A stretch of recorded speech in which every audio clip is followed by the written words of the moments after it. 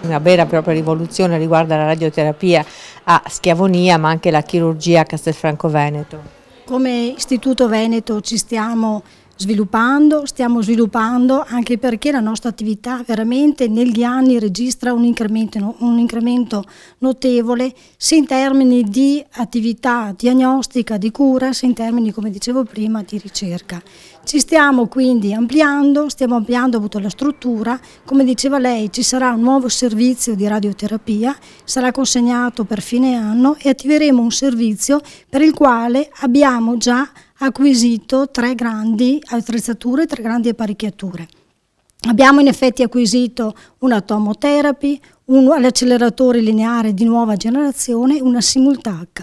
Sarà comunque un servizio IOV, inteso come un servizio di proprietà dello IOV, sia per quanto riguarda la struttura, i 4 bunker, sia quanto riguarda le attrezzature altamente innovative e sia per quanto riguarda il personale che stiamo già assumendo proprio con destinazione Schiavonia. Per questo praticamente per fine anno siamo comunque appunto pronti. Questo spostamento della chirurgia a Castelfranco Veneto, come lo giudica?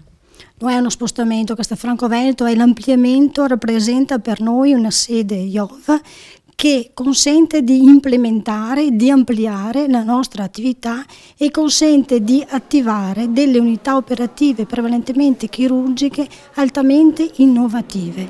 Oltre a questo consente anche la nuova sede di attivare di percorsi ad oggi non presenti in maniera strutturata ed organica, mi riferisco ad esempio alla riabilitazione del paziente oncologico.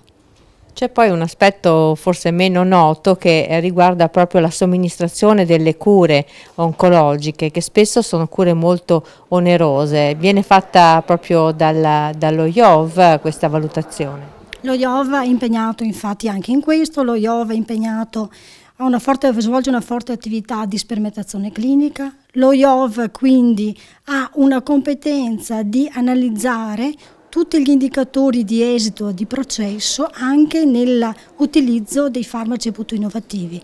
Vorrei ricordare che lo IOV è sede di coordinamento a livello veneto proprio della rete oncologica veneta e quindi rientra nell'ambito delle competenze dello IOV in quanto coordinatore della ROV quello di analizzare assieme ai professionisti, analizzare in ambiti quindi molto più ampi, quindi in gruppi di lavoro che coinvolgono professionisti operanti in altre strutture, in quanto lavoriamo secondo una logica di rete a livello regionale, quindi dicevo viene effettuata l'analisi degli indicatori e dei processi, quindi anche un'analisi sull'esito delle sperimentazioni.